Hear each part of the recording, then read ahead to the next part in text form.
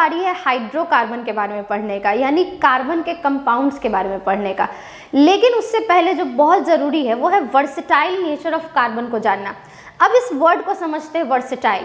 जब भी कोई एक्टर या एक्ट्रेस मल्टी टैलेंटेड होता है तो उसको हम लोग क्या कहते हैं कि ये बहुत ही ज़्यादा वर्सेटाइल एक्टर है, यानी बहुत सारे फंक्शंस को परफॉर्म कर सकता है। ठीक है, तो सबसे पहला चीज आता है कि कार्बन का ऐसा क्या वर्सिटिलिटी होता है, क्या वर्सेटाइल नेचर होता है उसमें। सबसे पहला जो वर्सेटाइल नेचर होता है कार्बन का वो होता है कैटिनेशन। अब इस वर्ड का मतलब हम लोग पहले भी जान चुके हैं कि कैटिनेशन का मतलब क्या होता है। तो कार्बन का बेसिकली दो वर्सेटाइल नेचर होता है। सबसे पहला होता है कैटिनेशन और दूसरा होता है टेट्रावैलेंसी। ठीक है, अब आते हैं कैटिनेशन पे। तो कैटिनेशन का मतलब हम लोग सीधा जानते हैं, self linking property of carbon with other carbon atoms to make vast number of compounds. यानी कि कार्बन कार्बन एटम जो है वो आपस में सेल्फ लिंकिंग एक दूसरे से ही अटैच हो जाता है ताकि वो वास्ट नंबर ऑफ बहुत सारे कंपाउंड्स का क्या कर पाए, ओरिजिनेट कर पाए। जैसे ये कैसे कैसे जुड़ेगा, तो सबसे पहला होता है स्ट्रेट चेन में जुड़ना। ठीक है, तो ये स्ट्रेट चेन में कैसे जुड़ता है, जैसे यहाँ पे हम 4 कार्बन लेते हैं और चारों को सीधा खड़ा कर देते हैं, या फिर हम 5 कार्बन लेते हैं और पांचों को सीधा कर देते हैं। ठीक है, यहाँ 5 कार्बन था, ये पांचों एक दूसरे से कैसे अटैच है, सीधा स्ट्रेट अटैच है, इसीलिए इसको हम लोग क्या कहते हैं, स्ट्रेट चेन कहते हैं। अगर इसी पांचों को हम लोग ब्रांच की तरह अटैच कर दे तो क्या होगा, जैसे यहाँ पे 3 कार्बन को रखते हैं, दूसरा क्या होगा, अगर वो जुड़ा तो है लेकिन कैसे जुड़ा है, ब्रांच चेन जैसा। जैसे ट्री में ब्रांचेस होते हैं वैसे यहाँ पे हम लोग क्या करेंगे, ब्रांच को शो करेंगे। जैसे यहाँ 3 कार्बन को रख देते हैं, एक कार्बन इस कार्बन से अटैच है और एक और कार्बन इस कार्बन से अटैच है, तो यहाँ पे 5 कार्बन ही था, लेकिन इस बार अरेंजमेंट कैसे किए, एक बार इसी 5 कार्बन को हम लोग क्या किए थे, स्ट्रेट। ठीक है, दूसरी बार में हम लोग क्या किए, इसी 5 कार्बन को ब्रांच की तरह कंस्ट्रक्ट कर दिए। अब थर्ड अरेंजमेंट है रिंग, या फिर इसको हम लोग कह सकते हैं क्लोज्ड फिगर।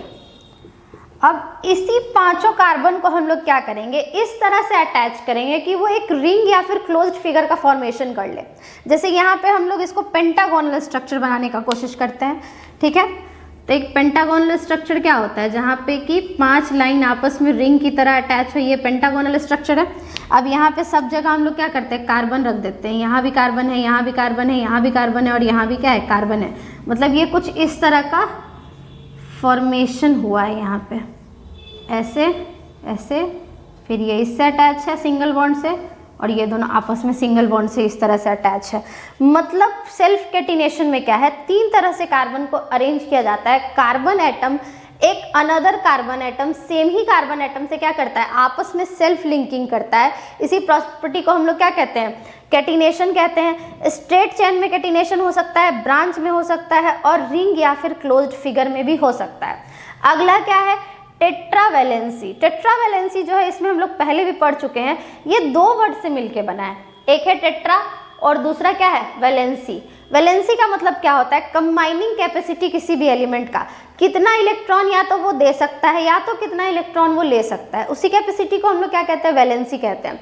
तो यहाँ पे क्या है, कार्बन जो है वो टेट्रा वैलेंसी शो करता है, क्योंकि ये 4 इलेक्ट्रॉन दे भी सकता है और 4 इलेक्ट्रॉन ले भी सकता है, लेकिन ये लेना प्रेफर करता है, तभी तो इसको हम लोग नॉन मेटल के श्रेणी में रखे थे। ठीक है, तो ये क्या करता है कि लेता है, तो टेट्रा का मतलब हम लोग क्या लिखेंगे, 4। ठीक है, और वैलेंसी यहाँ पे क्या हो गया, मेरा जो कंबाइनिंग कैपेसिटी है, valence electron of 4, so combine with other 4 atoms. मतलब यहाँ पे होता क्या है कि अदर किसी भी 4 एटम से वो या तो सिंगल बॉन्ड बना के, या तो डबल बॉन्ड बना के, या तो ट्रिपल बॉन्ड बना के कार्बन जो है वो अटैच हो सकता है। इसी प्रॉपर्टी को हम लोग क्या कहते हैं, टेट्रावैलेंसी। ये दो वर्सेटाइल नेचर होने के कारण, एक तो सेल्फ लिंकिंग मतलब खुद में ही बॉन्ड बना लेता है, दूसरा ये हो गया कि 4 वैलेंस इलेक्ट्रॉन होने के कारण ये 4 बॉन्ड बना सकता है। यही रीज़न है कि पूरा का पूरा ऑर्गेनिक केमिस्ट्री बन जाता है, इसीलिए क्योंकि large number of organic compound पाया जाता है। क्यों?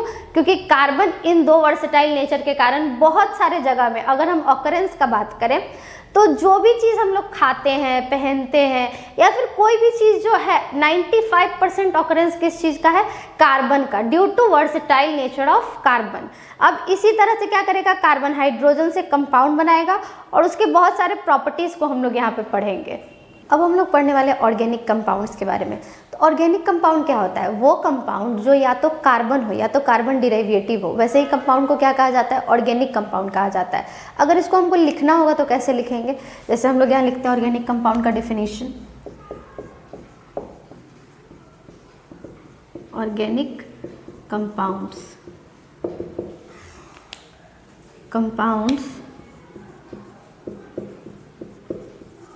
which are made up of carbon and its derivatives is known as organic compound। ठीक है, अब ये वर्ड आया है organic. Organic word specially carbon के लिए ही यूज़ होता है, तभी हम लोग पढ़ते हैं ऑर्गेनिक केमिस्ट्री। ठीक है, क्योंकि जिसमें या तो कार्बन हो या तो कार्बन किसी और एलिमेंट के साथ मिलके इन्वॉल्व हो, जैसे कार्बन कभी हाइड्रोजन के साथ आ गया, कार्बन कभी ऑक्सीजन के साथ आ गया, कार्बन कभी नाइट्रोजन के साथ आ गया, तो ये सारा कंपाउंड्स को हम लोग क्या कहेंगे, ऑर्गेनिक कंपाउंड कहेंगे। ऑर्गेनिक कंपाउंड को बेसिकली दो बेसिस पे बांटा जाता है, एक होता है ओपन चेन और दूसरा होता है क्लोज चेन। तो ऑर्गेनिक कंपाउंड को अगर हम बांटना चाहें तो कैसे बांटेंगे,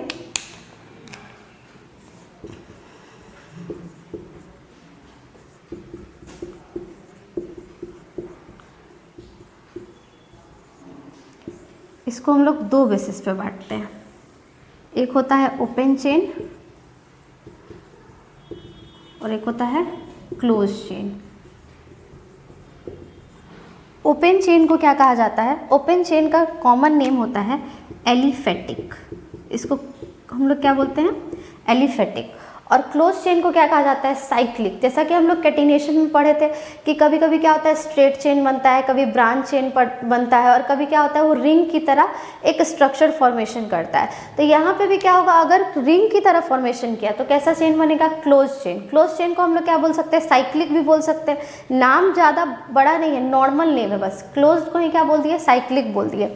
ठीक है, तो क्लोज को दूसरा नाम हम लोग क्या बोल सकते हैं, साइक्लिक। अब एलिफेटिक ओपन चेन में तो सीधा हम लोग जानते हैं या तो स्ट्रेट होगा या तो ब्रांच चेन होगा। ठीक है, लेकिन यहाँ पे जो साइक्लिक है वो दो तरह का होता है, एक होता है एलिसाइक्लिक और एक होता है एरोमेटिक। ठीक है, तो यहाँ भी क्या होता है, दो भाग में बट जाता है, जिसको हम लोग हायर क्लासेस में पढ़ेंगे। एक क्या होता है एलिसाइक्लिक और एक क्या होता है एरोमेटिक ऑर्गेनिक कंपाउंड्स। ठीक है, लेकिन यहाँ पे हमको जिस ऑर्गेनिक कंपाउंड के बारे में पढ़ना है वो है हाइड्रोकार्बन। यहाँ बेसिकली इस चैप्टर में हम लोग हाइड्रोकार्बन को ही डिटेल में पढ़ने आए हैं।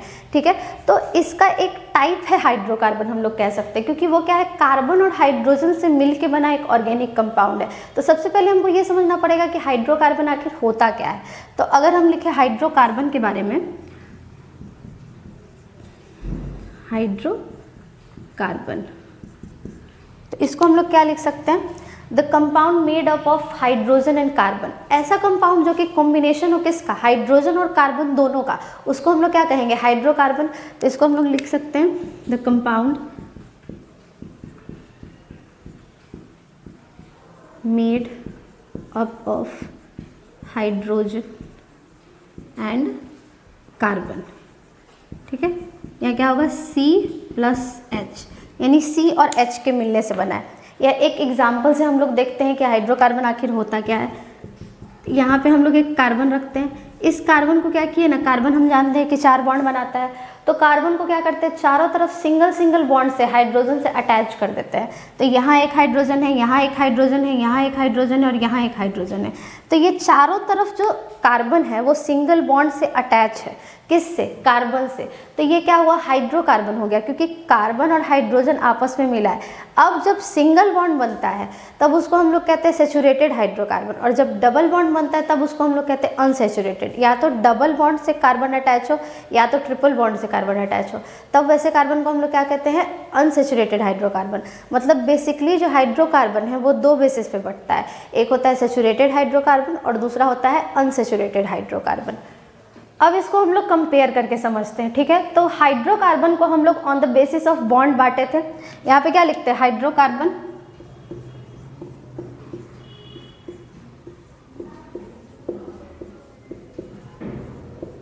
हाइड्रोकार्बन को बेसिकली हम लोग क्या किए थे, दो बेसिस पे बांटे थे। एक था सैचुरेटेड और दूसरा था अनसैचुरेटेड। सैचुरेटेड हाइड्रोकार्बन कब होगा, जब कार्बन अटैच कैसे हो, सिंगल बॉन्ड से। तो इसी चीज को हम लोग यहाँ पे लिख सकते हैं पॉइंट वाइज, ठीक है। फर्स्ट पॉइंट क्या हो जाएगा, carbon attach with single bond. यहाँ पे क्या हो जाएगा, कार्बन जो है वो डबल बॉन्ड और ट्रिपल बॉन्ड से अटैच होता है। तो यहाँ हम लोग इसको दो पार्ट में फिर से डिवाइड कर देंगे, क्या, carbon attach with double bond, ठीक है। और यहाँ क्या हो जाएगा, carbon attach with triple bond.